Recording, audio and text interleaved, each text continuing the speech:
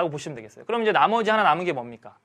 세포막에 대해서 얘기만 좀 하면 우리가 이제 세포의 구조에 대해서 다 공부하는 게 된다라고 보시면 되거든요. 그럼 이제 세포막을 한번 같이 좀 공부해 볼게요. 세포막을요. 자, 이 세포막이라고 하는 것을 한번 전자암미경으로 봤더니 어두운 부분, 밝은 부분, 어두운 부분. 자, 암대와 암, 명, 암 이런 식으로 보였다라는 거죠. 전자암미경으로 관찰해 봤더니 어두운 부분과 밝은 부분과 어두운 부분. 여기 이제 여기를 확대해서 봤더니 이렇게 세 부분으로 보였다라는 거죠. 이 세포막의 성분을 봤어요. 성분. 뭐로 돼 있느냐 한번 조사해 봤더니 두 가지로 돼 있더라. 인지질이라고 하는 것과 인지질 플러스 단백질로 돼 있더라라는 거예요.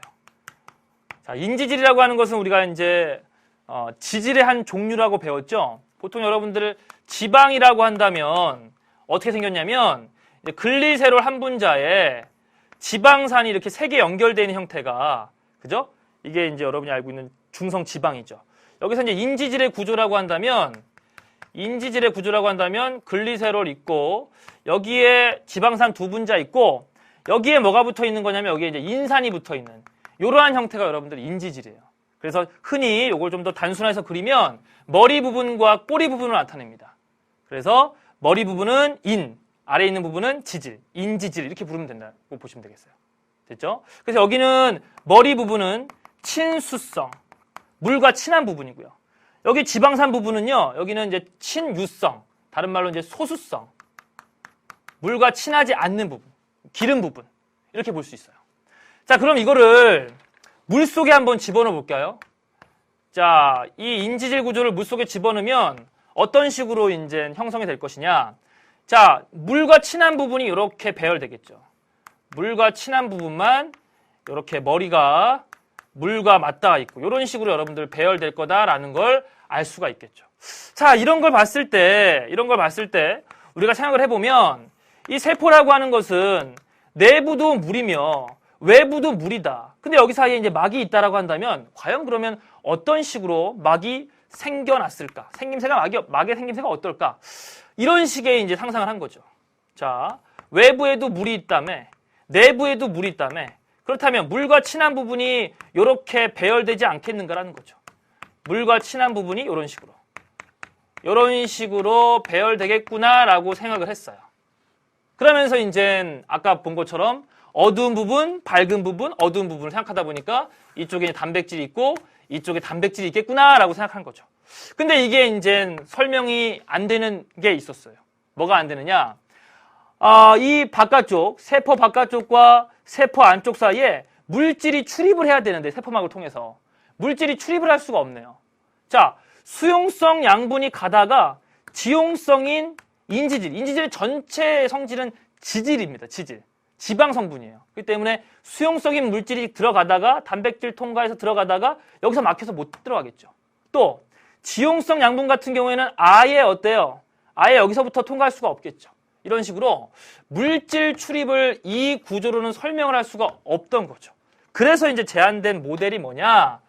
여러분, 유동 모자이크 모델이라고 하는 그림이 만들어집니다. 유동 모자이크 막구조.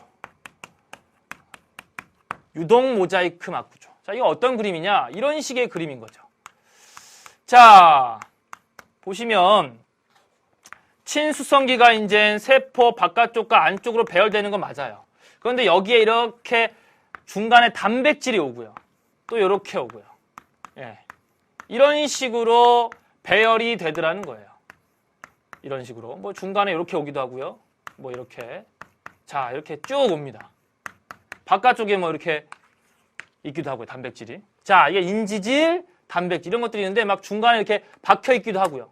자, 이렇게 바깥쪽에 있기도 하고요. 이런 식으로 있다. 이걸로는 이제 세포 바깥쪽 안쪽에 물질 출입에 대한 설명이 가능했던 거예요. 어떤 거냐? 이 인지질로만 되어 있는 부분으로는 뭐가 출입할 수 있다? 이거는 이제 지용성 양분들, 지용성 물질들이 통과할 수 있다. 이 전체 액성이 이게 지질이기 때문에 친수성이 있다라고 하더라도 전체는 이제 지방과 친한 부분으로 구성되어 있다고 보시면 되겠어요. 그래서 지용성 물질들은 쉽게 통과할 수 있고 또 이 단백질은 일종의 통로 역할을 한다. 일종의 통로 역할을 해가지고 이게 지금 입체적으로 보시면 이렇게 통로가 있다고 보시면 되겠어요. 이 통로를 통해서 이제 수용성 양분이 통과할 수 있는 길이 된다. 그리고 어떠한 이온성 물질들이 통과할 수 있는 그런 길을 제공해 준다. 라는 입장에서 이런 식으로 인지질이 있고 중간중간에 이렇게 단백질들이 박혀 있는 이러한 형태 유동 모자이크 모델을 얘기하게 된 거죠. 자, 이런 식으로 여러분들이 이제 막구조에 대한 얘기까지도 좀 했는데요. 이 그림을 좀 다시 한번 확인을 좀 해볼게요. 여러분들 그 교재에 있는 그림을 한번 가져와 봤거든요. 한번 보시겠습니다. 이런 그림이죠. 자, 어때요? 보시는 것처럼 인지질 이중층이 있고요. 이러한 단백질을 통해서 이제 물질이 이동하는 통로 역할을 해주고 있다. 그죠? 수용성 양분이라든지 또는 이온성 물질 같은 것들이라고 보시면 되겠어요. 자, 그러니까 이쪽은 이제 물과 친하지 않은 부분이고 요 통로 이쪽은 물과 친한 부분이 배열되어 있다라고 보시면 되겠어요. 단백질 구조상. 뭐 탄수화물도 있기도 하는데 여러분이 이제 기본적으로 세포막이라고 하는 것은 인지질 이중층. 그죠? 1층, 2층. 이중층이잖아요. 인지질 이중층이라고 보시면 되겠어요. 그리고 중간중간에 이렇게 단백질들이 박혀있는 구조다라고 보시면 되겠죠. 아까 보신 것처럼 핵막이라든지 또는 뭐 엽록체막이라든지 그 다음에 미토콘드리아 막 같은 거는 이중막이죠. 그러니까 이런 게 하나 더 있는 거라고 보시면 되겠어요. 이해되시죠?